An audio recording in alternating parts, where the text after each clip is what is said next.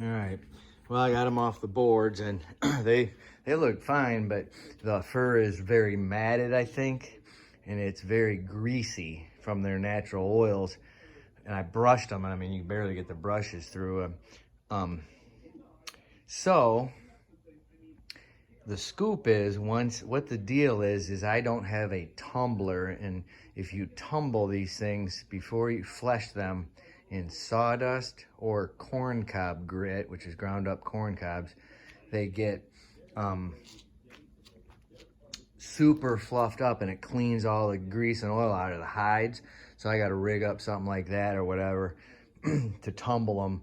But when you go to the tannery, or when I do it here, I got these degreasers that you run them, soak them in big tubs or barrels, I mean, and that will cleanse all that oil. I mean, this one, I can tell that's the first one I got because of the dark brown, which I loved it.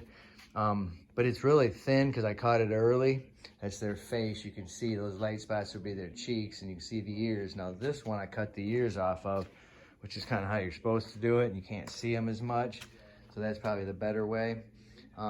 That one's a big female, I think. And then these are just a couple babies that I don't remember exactly where I caught them. I know I probably caught one up in Grandmere, but you can see the different hues. That one on the left there is really dark. This one's got more blonde or whatever you want to call it in it.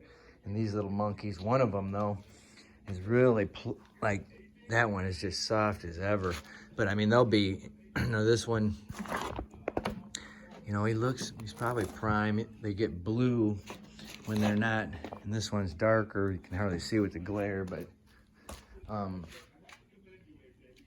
the paler they are on the inside, the more prime they are. But the young ones can't really go by that as much.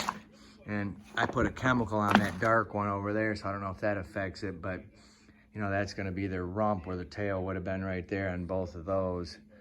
Now you can see the guard hairs maybe on this one are a little longer. But I mean, they're gonna look a million times better when they're run through the tannery and all those baths they give them, and detergents and degreasers and blood removers. And then they pickle it for 3 days in a really acidic solution with high salt content. It plumps up the skin, and they get all the rest of it off, and then they tan the hide, and then you put this oil on the inside of it. When you get it back, it'll be just ready to use leather, make a, you know, whatever. And but they tumble them in a big sawdust tumbler at the end.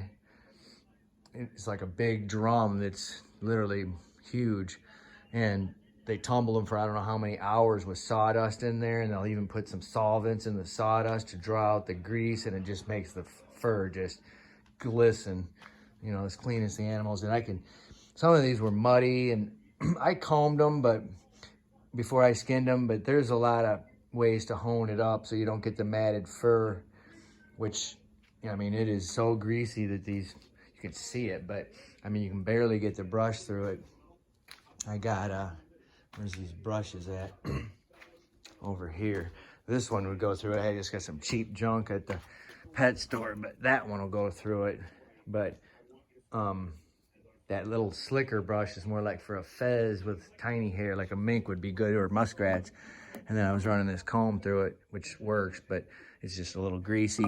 But I don't want to overdo it with the brush, and there's no point in it. I want to get them tanned, and that way the hair's in there. But this one, I was actually concerned might be ruined, because when I did get it that day, and I'm pretty sure this is the one, but I ended up getting it wet again with a garden hose after I had fleshed it, and then I froze it. And I don't know if that's good, because as soon as the bacteria gets in there and starts flourishing, it can cause all the hair to fall out. Well, then I guess you just either throw it away or just make beaver leather and no hair on it, you know, to use for some other side. But that's what they look like after put them on Saturday and Sunday and let them dry on these boards. And it's pretty cool though, but I mean, you know, it'll be better. They look good, you know, and of course my drying and stretching, you know, game should improve.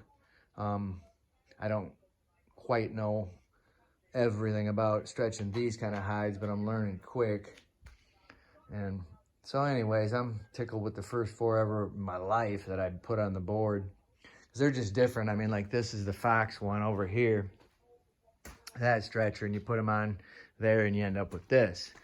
Here's my red that is just, you know, pretty much, I combed him out, and that's his black ears up there, and you see his nose, and then, you know, the tail, and here's would have been his back legs.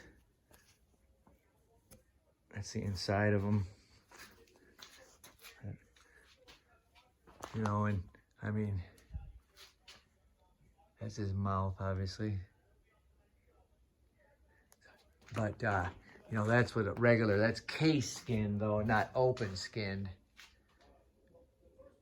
That means the only way in is through the end here, up underneath there, is where how I backed him out, took him off like a sock, and that's how you do all the muskrats too. But these are open skin, so you slit them up the belly and take them off that way. And I guess, I don't know why that is, but maybe it's because they originally could stretch them that way and dry them better or something.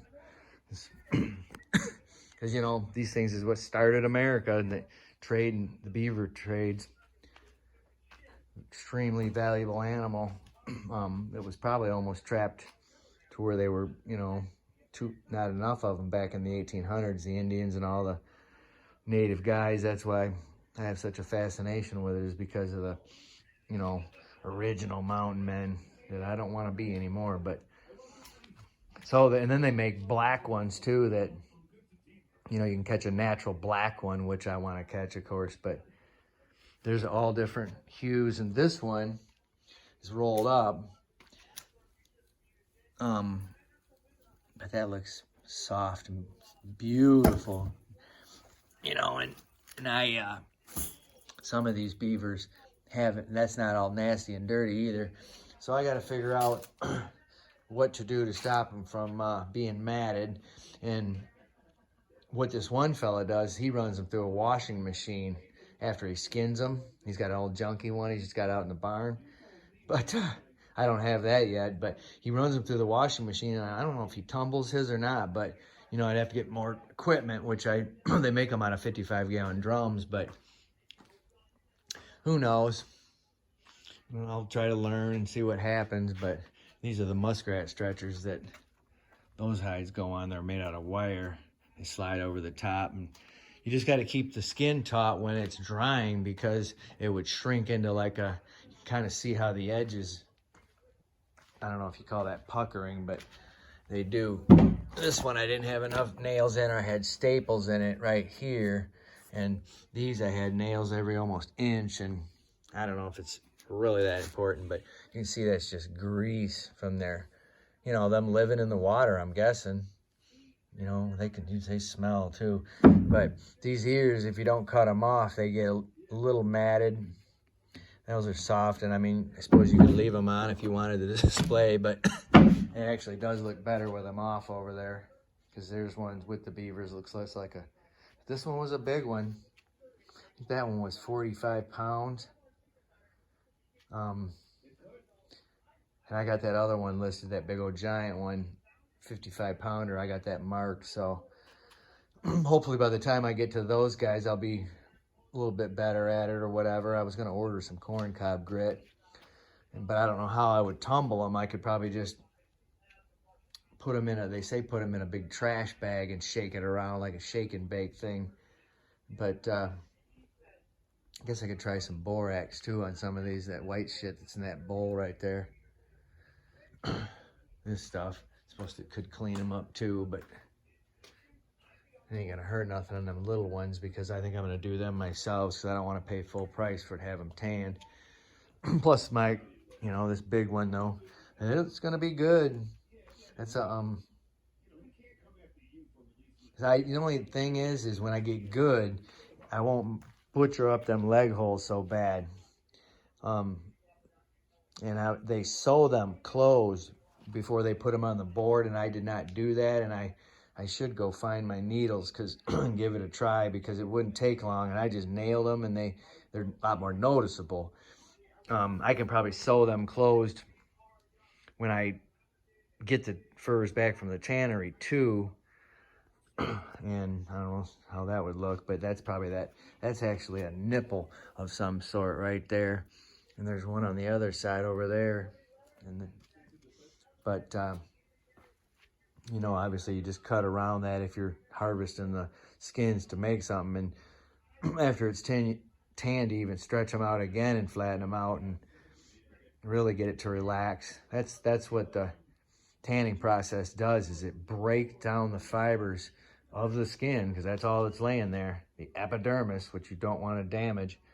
And when you pickle it, and then after the tanning process, it probably gets pretty deep that I don't know exactly, but after it's all done, you break the fibers, you stretch them to the point where they actually break.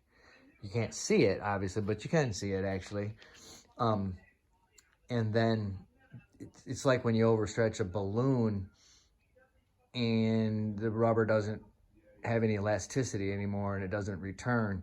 And that was what makes them pliable and soft and plush, and you know, able to use for garments or whatever. And I'm going to tell you, if somebody had a beaver skin coat back in the 50s, they were shitting in tall cotton, because beaver is the for hats, and you know, I don't know if they use it inside of, I know they use it for collars, but I mean, it's just a shame that people don't wear it. And they do wear it in other countries, and I don't know if it'll ever come back or not, but it is a crying shame that it doesn't. But maybe it'll come back at my house if I end up making some garments. Well, anyways, sorry for rambling.